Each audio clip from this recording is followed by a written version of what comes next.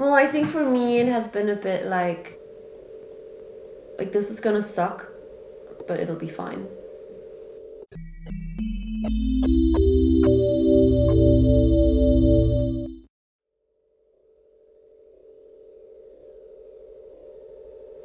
Hi, I'm Christina. My artist name's Rubi. I've had a life story that spans several countries and continents. So I started DJing in Barcelona with a group of friends, co-founded the collective Comuna and the label Comuna Tapes. From there, moved on to Myanmar 2 years ago, started my own event series there called Out of Sight, and then now, because of COVID, suddenly find myself back in Berlin, back in the motherland, but that's actually a land where I haven't lived for almost a decade.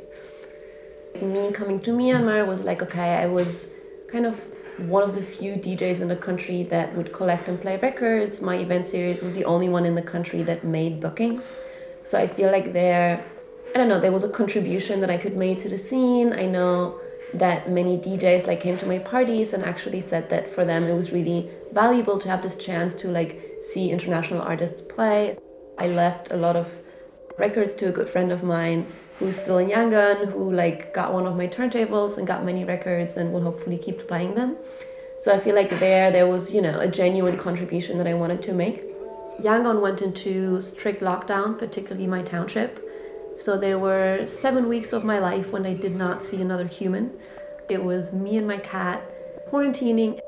You were only allowed to go grocery shopping, only one person at a time, not leave your house at all. I breathe in love. So I made super strict routines for myself. And I breathe out. Tried to schedule calls with friends, as I'm sure everybody did. In Myanmar, any violation of the rules essentially has a prison sentence. I breathe in calmness. So it's a bit of a different feeling as to what you're able and what you're allowed to do.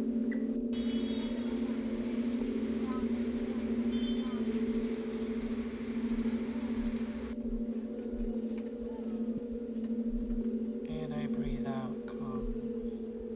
I was painting a lot. I had small projects for me to complete. I made my first experimental track that I released on a compilation. I breathe in harmony. I collect vinyl and I also collect CDs and I also collect digital music. And I breathe out harmony. I would typically make a mix of playing maybe, 70% vinyl and then the rest digital. I play a lot of promos that people send me. If a friend sends me music, I always try to play it because I want to support them and I think it's nice to put this music out there. I breathe in abundance. And they have a CD collection that I keep ripping and also playing. And I breathe out abundance. And at CDV recently, when we played back-to-back with Clay Moore, we actually did a set where we went from completely beatless via 60 BPM to about 110. And I breathe out compassion. And it's always interesting for me when you have that kind of musical vibe that's already danceable, because you can perfectly dance at 105, 110 BPM if the record allows you to. I breathe in peace. But still have a little bit of a slower, more laid-back dancing vibe, not quite as aggressive, but a bit, chill from within, but already danceable. And I breathe out peace. Coming to a thriving music scene has also been really nice and is something that I a little bit missed in Myanmar, having so many people around me that do amazing events, amazing creative things, and also having that exchange has been really nice. And clean air. Clean air has been great. And it's a little bit scary, honestly. I feel like the thing that's nice about the art scene in Yangon is there's not a lot, clearly, it's very young. But at the same time, there's so much excitement that is raised. Anything you do in Yangon, people will be like, oh my God, that's amazing that you're doing this. You're doing events, that's amazing. You're a DJ, that's amazing. My ukulele play is very mediocre and I play it in front of crowds of people, which is something that here in Berlin I would never dare to do, because I feel like the richness of the cultural scene also comes with a certain level of standards, or there's no longer this innocence of like, wow, you're a DJ, that's amazing. So for me, it was a little bit scary to come back to this like abundant ocean of fish and suddenly feeling like very, very tiny.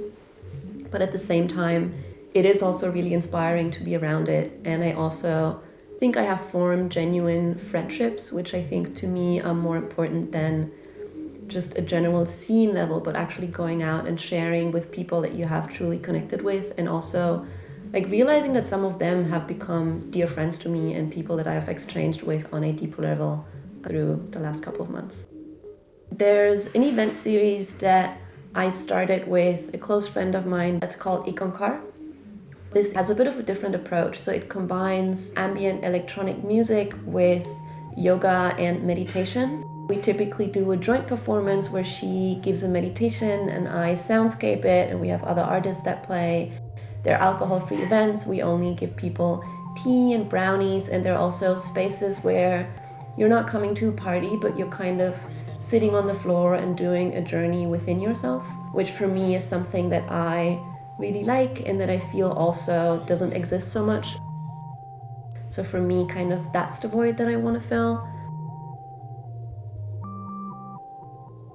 Each time you move, you grow, I would say. I think also just you learn to trust yourself that you'll be able to do it, which is hard sometimes. I think when you're not in a great headspace, it's hard to trust your own abilities to like set yourself up again. I breathe in love. But I think you learn something from it.